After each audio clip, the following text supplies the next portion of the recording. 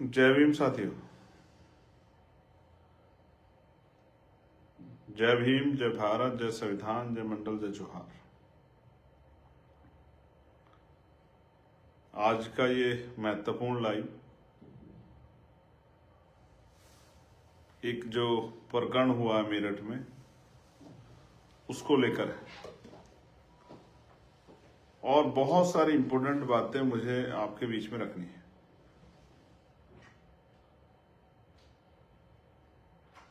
वो बातें इस पूरी घटना से जुड़ी हुई हैं और कुछ ऐसे खुलासे भी हैं जो शायद आपको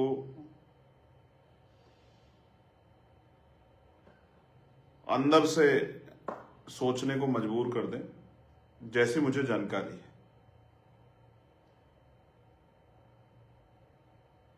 लेकिन क्योंकि स्थिति बड़ी अजीबोगरीब थी और मुझे जो भविष्य में खतरा दिख रहा है इस मामले में, तो मुझे लगा कि आपको उसके प्रति सचेत करना जरूरी हो गया है। सर्वप्रथम तो मैं बहुजन समाज में जन्मे सभी संतों, गुरुओं, महान पुरुषों को नमन करता हूं और उनको नमन करना इसलिए जरूरी है उन महापुरुषों को, क्योंकि उन महापुरुषों का बहुत बड़ा योगदान है। तो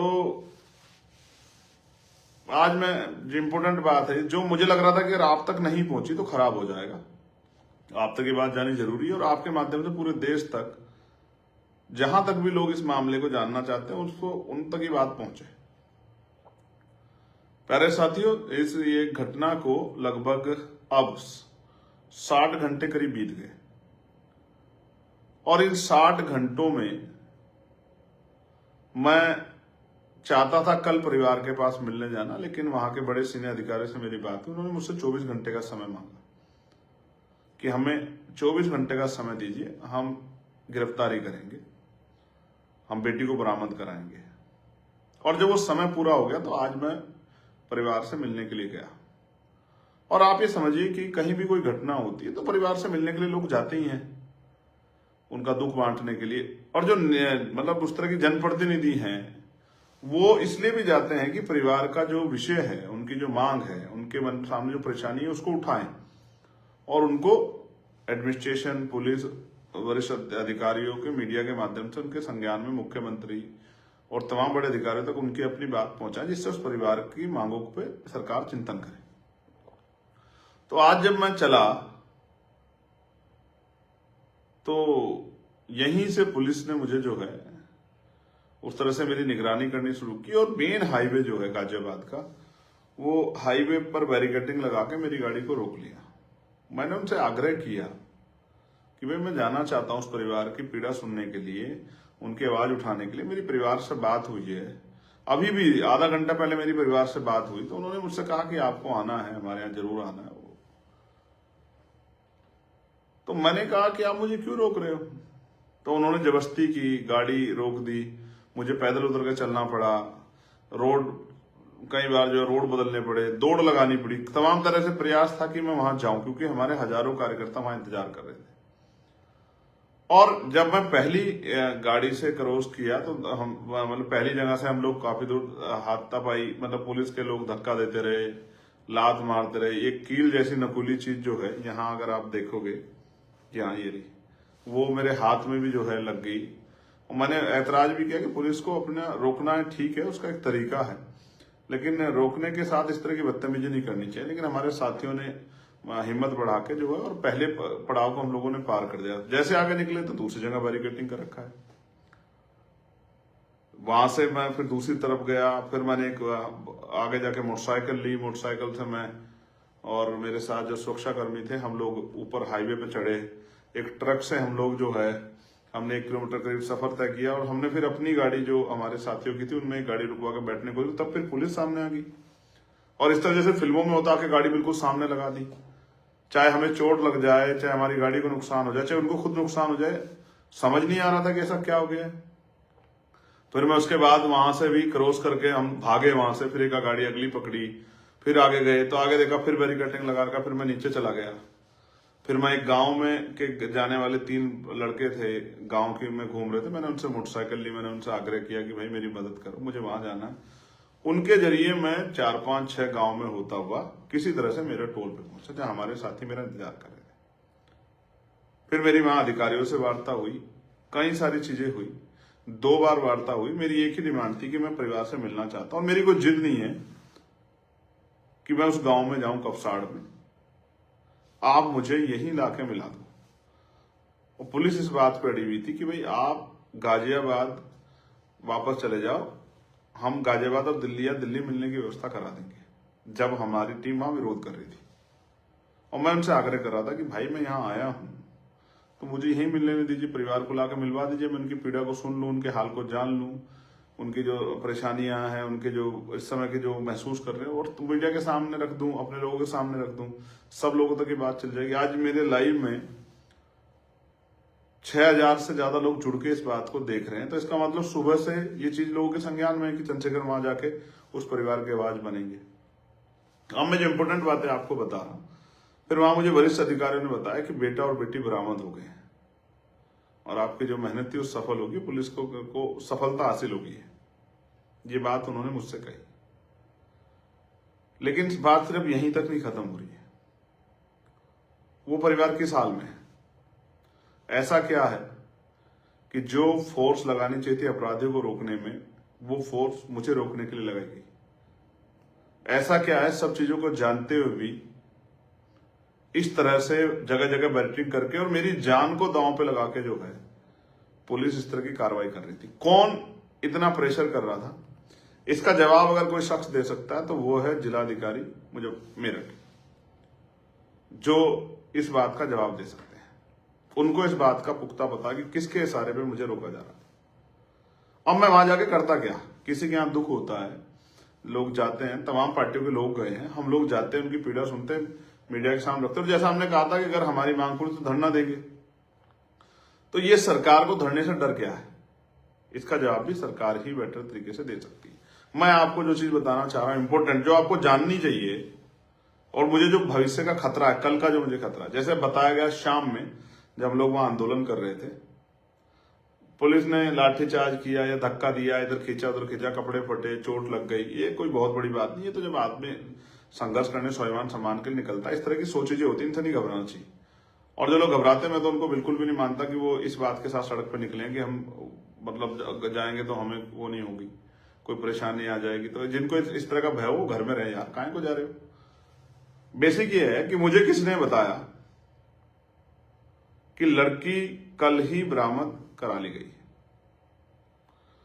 और आज क्योंकि हम लोग जा रहे थे और हम लोग अगर इस तरह की स्थिति हो जाती तो हमें पता पहले ये बात क्लियर हो जाती, लड़की मिल गई तो हम लड़की से मिलते,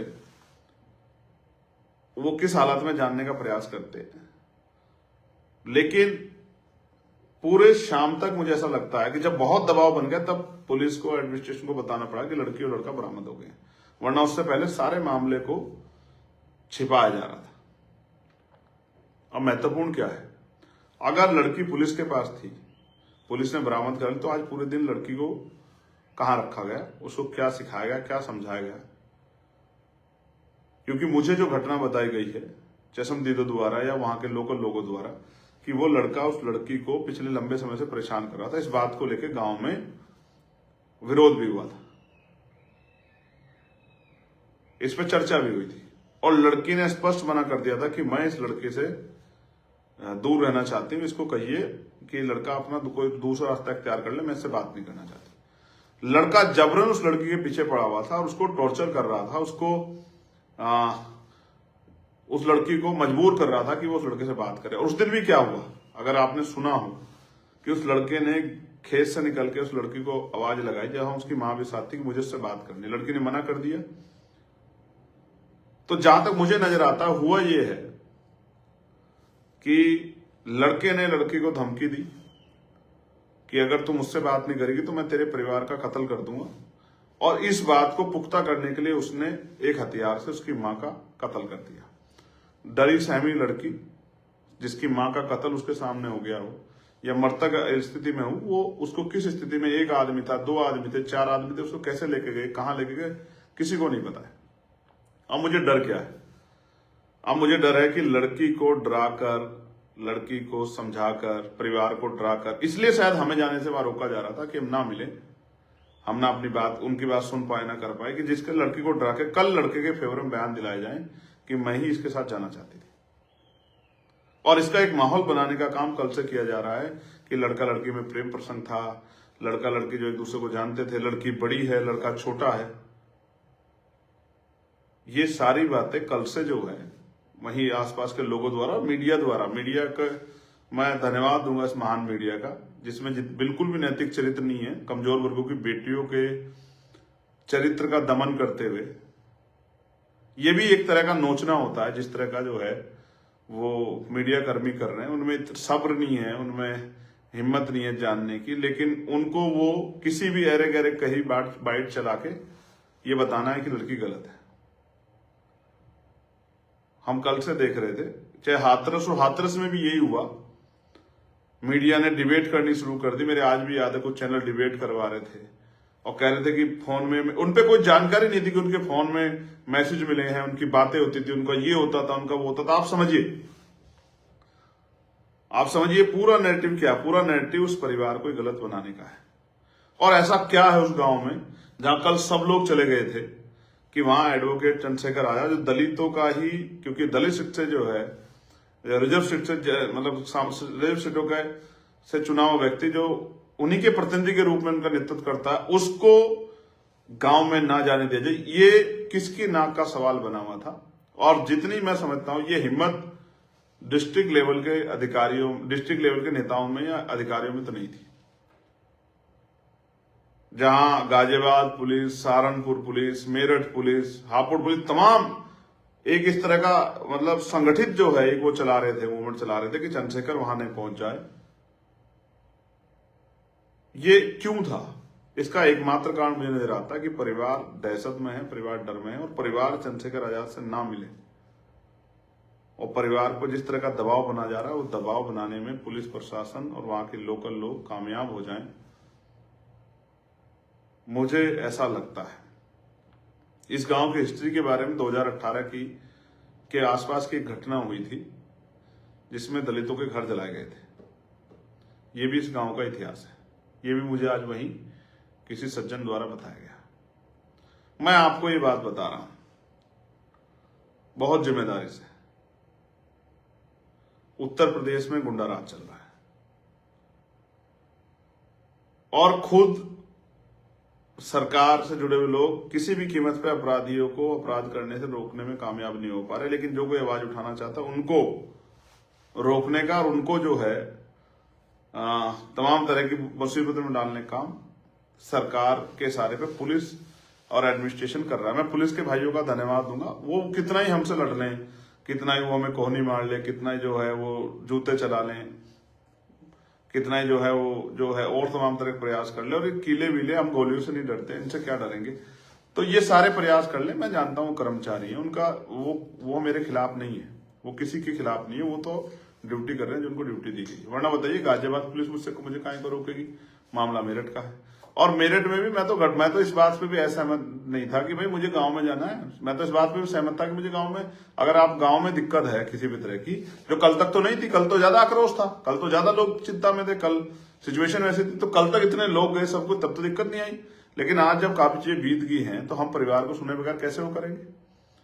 तो आज ऐसा क्या हुआ कि मुझे वहां नहीं जाने दिया गया? ये बहुत बड़ा चिंता का सबब है। और हो सकता है कल लड़की जो है किसी डर में, क्योंकि कोई मजबूत आदमी तो है नहीं समर्थन में वहां खड़ा दिख रहा है, हो सकता है डरा के धमका के कल उस लड़की से फेवर में बयान दिया जाए। ये मेरा डर है। पहले मेरा डर यह था कि हो सकता है उस लड़की की हत्या कर दी जाए, और हो सकता है उसी के ऊपर इल्जाम लगा दिया कि उसने अपनी मां की हत्या कर दी होगी। लेकिन अब मेरा डर यह है कि हो सकता है कल पीड़िता से डरा के आरोपी के फेवर में बयान दिला दी जाए और पूरे मामले को पलट के साबित कर दिया जाए कि लड़की ही लड़के को लेकर चली गई थी। आप में इस बात को, क्योंकि हमारे बहुजन समाज के लोगों को इस पर निगाह रखनी है, और मैं पार्टी कार्यकर्ताओं का बहुत धन्यवाद दूंगा जो सुबह से टोल पे डटे हुए थे, दोराला टोल पे, प्रतापपुर टोल पे, जो लोग गांव में गए थे परिवार से मिलने के लिए, उन तमाम कार्यकर्ताओं का मैं दिल से धन्यवाद करूंगा। जब पुलिस मुझे जबरन उठा रही थी मुझे पकड़ के खींच रही थी, मेरे बाल खींचने की कोशिश कर रही थी। किसके इशारे पे, किसको खुश करने के लिए, मैं समझ सकता हूं। जो कार्यकर्ता सीना तान के एक जवान की तरह लड़ रहे थे, मैं उन तमाम भाइयों का बहुत धन्यवाद देता हूं। आज मेरी आंखों में उनका जो पहले सम्मान था उससे भी ज्यादा बढ़ गया कि किस तरह वो जो है रक्षा सुरक्षा कर रहे थे। लेकिन आप भी जानते हैं, इन परिस्थितियों में भी मैं नहीं चूका अपने परिवार के पास पहुंचने। मैंने पूरी कोशिश की कि आपको नहीं जानकारी, मैं 20 से 25 किलोमीटर मुझे बाइक पे बैठ के जाना पड़ा, और एक अकेले जवान के साथ जो हमारे साथ सुरक्षा के जवान थे, मैं उनका भी धन्यवाद दूंगा कि उन्होंने बेचारों ने काफी प्रोटेक्शन किया। लेकिन सिर्फ एक ही वो था, और तमन्ना ये थी कि उस परिवार से जाके मिला जाए, क्योंकि जो समय दिया गया था पूरा हो गया था। बहुत मुश्किल घड़ी, बहुजन समाज के लोगों को सतर्क रहना, सावधान रहना है। और मैं ये पूछना चाह रहा था, मैंने कहा भी मीडिया से कि कपसाड़ जो है वो पाकिस्तान के टेरिटरी में है क्या? कि वहां एक चुना हुआ सांसद जिसकी बहन को उठा लिया गया है, जिसकी जो है मां की हत्या कर दी गई, वो अपने परिवार से नहीं मिल सकता, कि ये पाकिस्तान में है क्या? क्यों? मेरठ जो दिल्ली से 100 किलोमीटर नहीं है, रोड से जो गांव 3 किलोमीटर स्थित है हाईवे से, उस गांव में एक चुना हुआ जनप्रतिनिधि, एक सांसद क्यों नहीं जा सकता? मेरे वहां जाने से किसे खतरा था?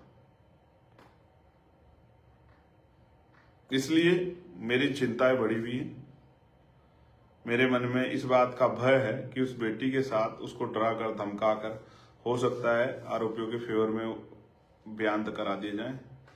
लेकिन हम भी इस मामले पे निगाह बनाए बैठे, हम भी छोड़ने वाले नहीं है। हमारी टीम बेटी से मिलने की कोशिश करेगी, और कोशिश करेगी उसको किसी तरह का दबाव उसके पार ऊपर ना बनाया जाए। परिवार से मेरी अभी बात हुई, वो उसके पिता और भाई नरसी, उनके पिता दोनों रो रहे थे। वो कहते माँ तो चली गई, माँ को तो आप देख नहीं पाए, लेकिन पिता को आके देख लो। उनकी इच्छा थी, लेकिन उनकी इच्छा के विरुद्ध क्यों जो है प्रशासन किसी भी कीमत पे, आप ये समझिए कि जब मैंने उनसे आग्रह किया, डीएम ऑफिस मिलवा दो, सर्किट हाउस मिलवा दो, लेकिन ऐसा क्या था कि मुझे परिवार से ना मिलने का जो है, ये किसका आदेश था कि चंद्रशेखर को परिवार से नहीं मिलने देना है? आप समझिए, उत्तर प्रदेश है जहां कानून के राज की बात करते हैं, मुख्यमंत्री हर चौराहे पे यमराज खड़े, हर चौराहे पे यमराज खड़े। कहीं कोई बेटी का अपमान कर जाएगा तो वहां यमराज मिलेंगे और वो कहीं ऊपर चला जाएगा। लेकिन यहां तो 52 घंटे बाद यमराज नहीं मिले। कहां गए आपके यमराज, मुख्यमंत्री जी? और जो लोग जा रहे हैं परिवार से मिलने के लिए, उनको रोक रहे हैं, उन पर डंडा चला रहे हैं, उनको जो है अपमानित कर रहे हैं। सब समझ रहे हैं, जनता देख रही है, जनता देख रही है। और जिस तरह का व्यवहार जो है, मुझे लगा कि बाद में पुलिस आधार बनाएगी कि भाई हमारे कार्यकर्ता भी गुस्से में आ जाएंगे, तो मैंने कहा ठीक है, हम लोग नहीं जब मिलने देते कोई बात नहीं, हमें तो अपने लोग समझाने नहीं मिलने देंगे, कोई बात नहीं। लेकिन मैं बहुत जल्द कपसाड़ जाऊंगा, मैं इस बात का आपको विश्वास दिलाता हूं। जब कपसाड़ मेरठ में है और वो पाकिस्तान के टेरिटरी में नहीं है, चाइना के टेरिटरी में नहीं है, तो फिर एक चुना हुआ सांसद वहां क्यों नहीं जा सकता अपने परिवार से मिलने के लिए? जब तक मैं वहां नहीं जाऊंगा, मैं भी चैन से नहीं बैठूंगा। और मैं अपने मेरठ के साथियों को धन्यवाद दूंगा जो पिछले 2 दिनों से वहां डटे हुए हैं। एक एक कार्यकर्ता का हमारी पार्टी के नेता होगा, और मैं उनसे कहूंगा कि निगाह बना के रखें, बिल्कुल नहीं छोड़ना है, किसी भी कीमत पे बहन बेटियों के सम्मान की रक्षा करनी है, उनको न्याय दिलाना है। और क्योंकि बेटी बरामद होगी, ये सूचना उन्होंने मुझे अधिकारियों ने दे दी थी, इसलिए मैंने ज्यादा वो भी नहीं किया। मैंने प्रयास किया कि ठीक है, जब बेटी बरामद हो गई है, और एक आरोपी पहले बरामद उन्होंने पकड़ लिया था जो नामजद, और एक जो है वो बाद में, अब जब मैं गया वहां, उन्होंने मुझे बताया कि आपकी डिमांड पूरी हो गई। मैंने उनसे भी कहा कि परिवार को सुरक्षा व्यवस्था आप मुहैया करें लाइसेंस के साथ साथ, क्योंकि परिवार का सुरक्षित रहना बहुत जरूरी है, उनको किसी तरह का भय ना हो। तो ये सब चीजें मैं आपके सामने इसलिए लाना चाहता था क्योंकि जिस तरह की मुझे सूचनाएं मिली, और जिस तरह का आज परिवार से ना मिलने देना, परिवार पर प्रेशर बनाना, और किसी हर तरह से रोकना, हजारों की संख्या में फोर्स लगाना, ये इस बात को स्पष्ट करता है कि कहीं तो कोई खेल है, कहीं तो कोई बात है जिसको प्रशासन छिपा रहा है। उत्तर प्रदेश है ये। मैं किसी भी जाति की हो, किसी भी धर्म की हो, किसी भी पार्टी जुड़ी महिलाओं को पूछना चाहता हूं, आपने देखा ना, कभी कभी कुछ अपराध इतने जघन्य होते हैं जिनके लिए किसी के पास जवाब नहीं होता। एक माँ जो अपनी बेटी को खींच के ले जाते हुए गुंडों को नहीं देख पा रही थी, जो सामना करने के लिए मैदान में आई और उस माँ को धारदार हथियारों से किस तरह से उसको कुचल दिया गया, ये आपने और मैंने देखा। ये उत्तर प्रदेश है, ठाकुर योगी आदित्यनाथ जी का उत्तर प्रदेश है। उन्हीं की सरकार में कमजोर वर्गों की बेटियों को उठा लिया जाता है और उनकी माओं के साथ, जब एक माँ जो है ढाल बन के, शेरनी बन के अपने बच्चों की रखवाली के लिए खड़ी जाती है, तो उनकी माओं को धारदार हथियार से कुचल दिया जाता है। और जो उनकी न्याय की आवाज उठाने के लिए जाते हैं, उनको पुलिस सड़क बैरिकेडिंग करके रोकने का काम करती है, धक्के देने का काम करती है। ये आपने मैंने देखा। मैं एक काम कह के आया हूं उनसे, आप सुनोगे मिल जाएगा, कि ये जो आज दर्द सीने में लेके जा रहा हूं कि अपने परिवार से नहीं मिल पाया, इस दर्द से रोऊंगा नहीं, आंख में आंसू लाऊंगा, घबराऊंगा नहीं, पीछे नहीं बैठूंगा, आगे बढ़ूंगा। अपने साथियों से भी कह के आया। उन्होंने कहा साहब मुझे यहाँ चोट मार दी, मुझे पुलिस ने यहाँ डंडा मार दिया, मुझे यहाँ मुक्का मार दिया। मैंने उनसे भी कहा कि जब बहन बेटियों के सम्मान की रक्षा के लिए, सुरक्षा के लिए जिम्मेदारी लेके घर से निकले तो फिर किसी से घबराओ मत। ऐसी मुसीबतें आपका रास्ता नहीं रोक सकती, आपको कमजोर नहीं कर सकती। डटो मैदान में, ये तो आएंगी मुसीबतें। अगर देश के क्रांतिकारी जिन्होंने देश की आजादी की लड़ाई, अगर वो इन बातों से डर जाते तो क्या देश आजाद हो जाता? क्रांति खून मांगती है, बलिदान मांगती है। अगर आजादी चाहिए, स्वाभिमान सम्मान का जीवन चाहिए, तो संघर्ष करने का मादा रखो। जिन साथियों ने संघर्ष किया उनको आभार।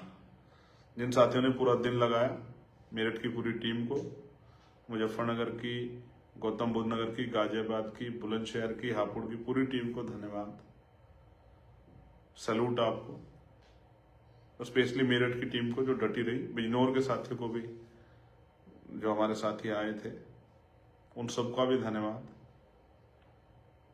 हमारी नेशनल टीम के साथी भाटी जी जो आज बहुत खूब संघर्ष किया, हिमांशु भाई, अमित भाई, निजाम भाई, सतपाल चौधरी जी, कपिल भाई, उन तमाम साथियों को, एक एक कार्यकर्ताओं को, सभी जिलाध्यक्षों को, प्रदेश की टीम को, मंडल की टीम को, मिशन 78 के भाइयों से मैं मिला वहां थे, सबको मेरा धन्यवाद। लेकिन मैं आपको बहुत जिम्मेदार से कह रहा हूं, ये शुरू हुआ, अंत नहीं।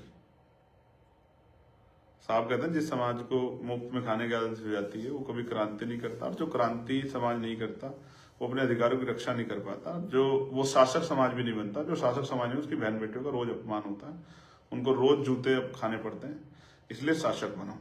और मैं आपसे ये कह रहा हूं, क्रांति का ये जो पर्व है, इसमें आहुति दो, आगे बढ़ो, संवैधानिक रूप से संघर्ष करो, पढ़ लिख के मेहनत करो, भाईचारा बनाओ। फिर इस तरह का कोई गुंडा, आप सोचोगे अगर कल ताकत आपके हाथ में, तो कोई गुंडा आपकी बहन को उठा ले जाएगा। मैं तमाम कमजोर वर्गों को कह रहा हूं, मुसलमानों को, पिछड़े वर्ग के लोगों को, संविधान को मानने वाले सामान्य जाति के लोगों को, जो बाबा साहब अम्बेडकर की विचारधारा में, फूले साहब की विचारधारा में विश्वास रखते हैं, उनको भी कह रहा हूं, तमाम दलित समाज के लोगों को कह रहा हूं, महसूस करके देखो। उस माँ के बारे में, उस भाई के बारे में सोचो जिसकी ने माँ खो दी और बहन किस हालत में है और 52 घंटे से गायब थी। उस पिता के बारे में सोचो जिसकी पत्नी को कुचल दिया गया और जिसको बेटी को अपना सम्मान मानता, वो 52 घंटे तक गायब है। वो, मैं तो समाज को परिवार मानता हूँ, इसलिए मेरे अंदर जो फीलिंग है, फिर मैं ना अपनी तबीयत के बारे में, ना अपनी सेहत के बारे में, ना किसी और चीज के बारे में फिर नहीं सोचता। मैं एक दिन का समय मांगा था, पूरा हो गया था, इसलिए मैं गया था। और आपको इस बात के लिए मैं बता देता हूँ कि बेटी बरामद हो गई है। जो सबसे बड़ी डिमांड थी हमारी कि बेटी सकुशल है, बेटी बरामद होगी, ये बात मैं आपको बता रहा हूँ। लेकिन ये भी इसके लिए भी कर रहा हूं कि बेटी का बयान जब तक ना हो जाए, आप लोग नजर रखना। मैं फिर कह रहा हूं, बेटी को डराकर उसके बयान को अपराधियों के पक्ष में कराने के लिए एडी चोटी के जोड़ लगाए जाएंगे, ऐसा मेरा विश्वास है। इसलिए हमें नजर रखनी है, अपनी मां के हत्यारों को सजा दिलवानी है और उस बेटी के सम्मान की रक्षा करनी है। मैं आपका भाई चंद्रशेखर आजाद, आज आपके संघर्ष को धन्यवाद। और जो साथी डटे रहे, जिनको चोट लगी, मेरे प्यारों, अपना ख्याल रखना। लड़ाई लंबी है, एक दिन में संघर्ष परवान नहीं चढ़ेगा, लेकिन जब तक राजकाज नहीं बनेगा इस तरह के अपमान आपको सहने पड़ेंगे। इस अपमान से चिल्लाओ चीखो मत, इसको अपमान के घूंट को पियो और उससे संघर्ष करने की क्षमता पैदा करो और फिर मैदान में डटो, लोगों को जोड़ के भाईचारा बना के अपनी शक्ति बनाओ। आभार, धन्यवाद। जय भीम, जय भारत, जय मंडल, जय जोहार, जय संविधान, जय जवान, जय किसान, जय विज्ञान, जय लोकतंत्र। जैसी भी बात रहेगी आपके बीच इसी मीडिया के माध्यम से आकर रखूंगा। मैं क्यों नहीं जा पाया इसके बारे में आप चिंतन करना कि क्या कारण था कि मैं नहीं जा पाया और कौन था जो मैं चाहता था मैं ना जाके परिवार से मिलूं, और ऐसी क्या बात थी जो छिपाई जा रही थी जो मेरे जाने से सामने आ जाती। मेरी नजर इस पूरे मामले पे आप भी नजर रखिए। धन्यवाद।